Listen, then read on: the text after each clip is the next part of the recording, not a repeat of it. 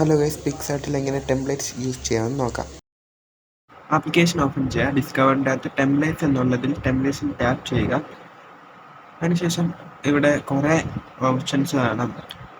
നമുക്ക് ഇൻസ്റ്റഗ്രാമിൽ അങ്ങനെയുള്ളത് അപ്ലോഡ് ചെയ്യുകയാണെന്നുണ്ടെങ്കിൽ സ്ക്വയർ, പോർട്രേറ്റ്, സ്റ്റോറി. ഫേസ്ബുക്കിലാണ് അപ്ലോഡ് ചെയ്യുന്നുണ്ടെങ്കിൽ പോസ്റ്റ്, കവർ. നമുക്ക് എക്സാമ്പിൾ ഒരു ടെംപ്ലേറ്റ് നോക്കാം. നമുക്ക് ഈ ടെംപ്ലേറ്റിൽ ക്ലിക്ക് ചെയ്യുകയാണെന്നുണ്ടെങ്കിൽ ഇതിൻ്റെ അകത്ത് മാറ്റാൻ പറ്റുന്നത് 3 കാര്യങ്ങളാണ്. ഫസ്റ്റ് വൺ, ഈ ടെക്സ്റ്റ് മാറ്റാൻ പറ്റും. ടെക്സ്റ്റ് മാറ്റുവാണെങ്കിൽ ഈ ടെക്സ്റ്റ് നമ്മൾ ഇവിടെ മാറ്റാൻ പറ്റും. ഇവിടെ ഫുള്ള് ക്യാൻസൽ ചെയ്തിട്ട് അതുപോലെ നമുക്ക് വേണ്ട ടെക്സ്റ്റ് ടൈപ്പ് ചെയ്താൽ മതി. പിന്നെ ഈ ടെക്സ്റ്റ് മാറ്റാൻ പറ്റും. പിന്നെ ഇവിടെ ലോഗോ 3 ഉണ്ട്, അത് സ്റ്റിക്കേഴ്സാണ്.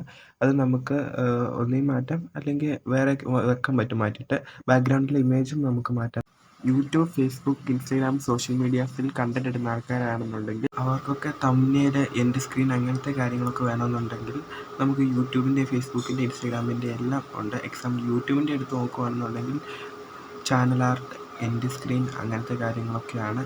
ചാനൽ ആർട്ടിൻ്റെ അകത്ത് തന്നെ ഒരുപാടുണ്ട്, എൻഡ് സ്ക്രീനിലും ഒരുപാടുണ്ട്, തംബ്നെയിലും അത്യാവശ്യം കുറേ ഇതുണ്ട്. നമുക്ക് വേണ്ടത് ചൂസ് ചെയ്യാം. വേറെ നമുക്കിവിടെ ലോഗോ, പോസ്റ്റർ അങ്ങനെയുള്ളത് നോക്കുകയാണെങ്കിൽ ലോഗോയ്ക്കകത്ത് നമുക്ക് കുറേ നല്ല ലോഗോസ് ഉണ്ട്. നമുക്ക് എക്സാമ്പിൾ ഒരു ലോഗോ നോക്കുകയാണെങ്കിൽ ലോഗോയിൽ ടാപ്പ് ചെയ്യുക, ട്രൈ കൊടുത്താൽ മതി. ലോഗോയിൽ ടാപ്പ് ചെയ്ത് ട്രൈ ദിസ് ടെംപ്ലേറ്റ് കൊടുത്തു കഴിഞ്ഞാൽ നമുക്ക് ഇതിൻ്റെ അകത്ത് ഈ ഫോണ്ട് വേണേൽ മാറ്റാം.